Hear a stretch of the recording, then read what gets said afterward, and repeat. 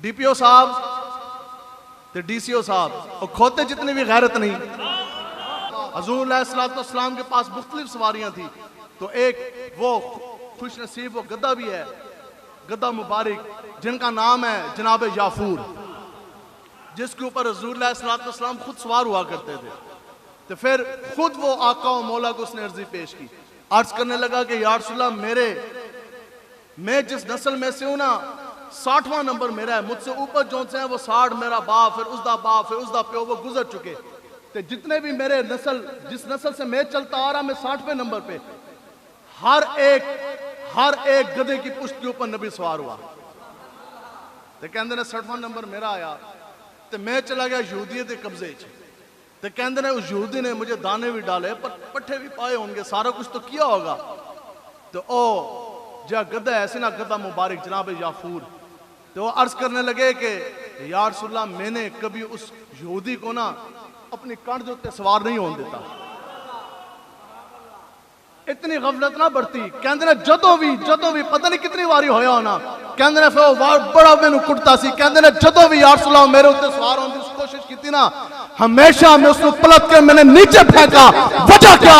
मैं यही कहता था कि मेरी पुष्ट पर अगर सवार होंगे तो जनाब इमामुल अंबिया ही सवार होंगे। बताओ जी, डीपीओ साहब ते डीसीओ साहब और खोते जितनी भी गैरत नहीं। 27 जुलाई सांगला हिल फैसलाबाद रोड के ऊपर मिर्जाइयों का कुफर खाना मौजूद है। उसके ऊपर मीनार भी बना है, उसका मेहराब भी बना है। 27 तारीख को जब दरख्वास्त दी गई, डीसीओ ने मार कर दी डीपीओ को। 31 तारीख को डीपीओ की टेबल पे पहुंची। 10 जी 31 तो लेके आज करीब महीना होने को है। तो मैं क्या खोते जितनी भी तेरी गैरत कोई नहीं। अकीदा खत्म नबूवत की बात है, आखिर वो कौन सी चीजें हैं? मैंने उस दिन भी कहा, बहावल नगर गए हुए, वहां भी वो डीपीओ डीसीओ कहते हैं जी कर रहे हैं। हमने कहा जी वजह क्या? हमने कहा कि अगर तो कुर्सी आपकी रुकावट है ना, अगर आप ये समझते हैं कि डीपीओ ये समझता है कि डीपीओ की कुर्सी मेरे लिए रुकावट है, मैं ये मीनार में राब नहीं गिरा सकता, हमने कहा तो अभी तुम इधर आ जाओ, एजेंसियों वाले बैठे, हमें छोड़े, शाहजी को छोड़े, हमें तो ये ओहदे चाहिए भी नहीं ना, हम तो थूकते भी नहीं दुनियावी मनसब पर। ये जितना मजमा बैठा है इसके अंदर कोई एक बुजुर्ग, कोई एक बच्चा अपनी मर्जी से उठाओ और जाके जिले की डीपीओ की कुर्सी पर बिठा दो।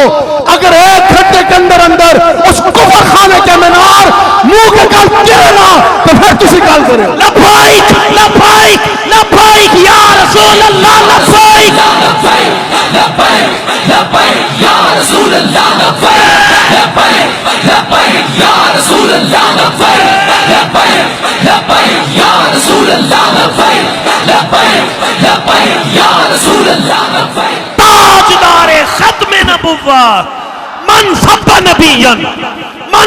नबियन, गुस्ताख नबी की एक सजा। इसलिए इंशाअल्लाह वादा करते हैं मिर्जाइयों के मीनार गिराने इंशाअल्लाह।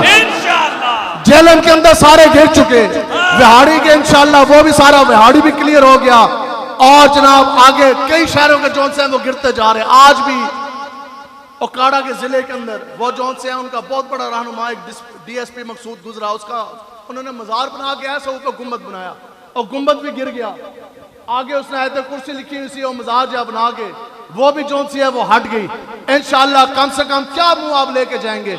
अगर तो आप ये समझते हैं ना कि हम इतने लाडले हैं, तो हजरत अबू सलमा बिन अब्दुर्रहमान रज़ी अल्लाह ताला अन्हु, ये हदीस मुबारक जब भी मेरा वक्त मिले या ऐसे भी मैं सोचता रहता इसके बारे में। बताओ जी, जिस मुसलमान वो इस हाल में जब कब्र से निकले कि उसकी शक्ल खंजीर की तरह हुई हो, कोई शख्स इस लिहाज में, इस सूरत में वो जमीन से अपनी कब्र से बाहर निकले कि उसकी शक्ल जो है वो खंजीर या बंदर की मानद हुई हो, फिर बताओ क्या वो पुलिस रात पार कर सकता है? क्या वो जनती हो सकता है?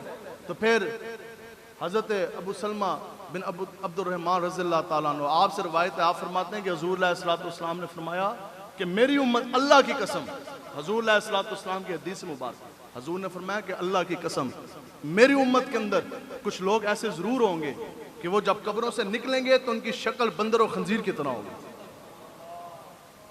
तो साहबा भी काम गए, उन्होंने कहा या रसूलल्लाह ये कौन से वो लोग हैं?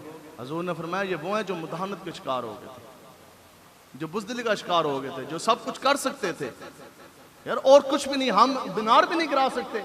बताओ जी साहबा ने कितनी कुर्बानियां जो सी हैं उसके लिए दी। अस इतनी भी गल ना कर सकिए, वो कुत्ता 2 सूखी रोटी खा के मालिक के साथ वफा कर जाए। आप कहेंगे लबैक वाले हैं, सख्त बात करते हैं, असं क्या चलो सीधे सख्त कर दिया ना, साड़ी ना मनो, बाबा बुल्ले शाह साहब दी तो मनो ना।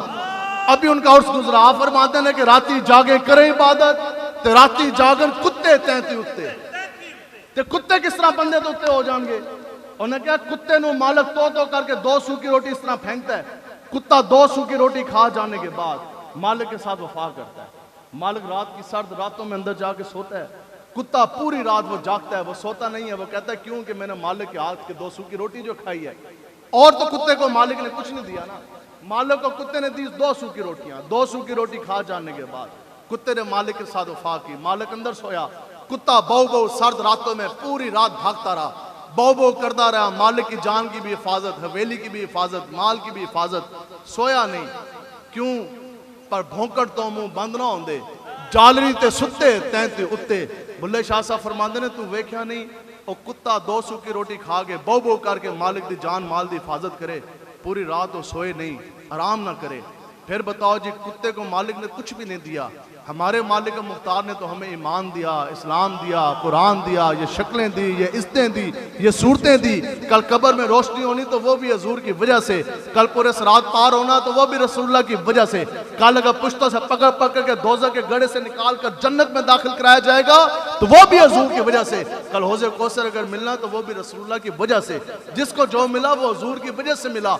अब बताओ जी इतना कुछ पा जाने के बाद तेसी हजूर की गल भी ना कर सकी, और कुत्ता दलेरी नाल बौ बौ करके भौंके मालिक दी राखी आस्ते, तसी ना मुसर रसालत हुर्मत मुस्तफा की हिफाजत के लिए ना बोल सके।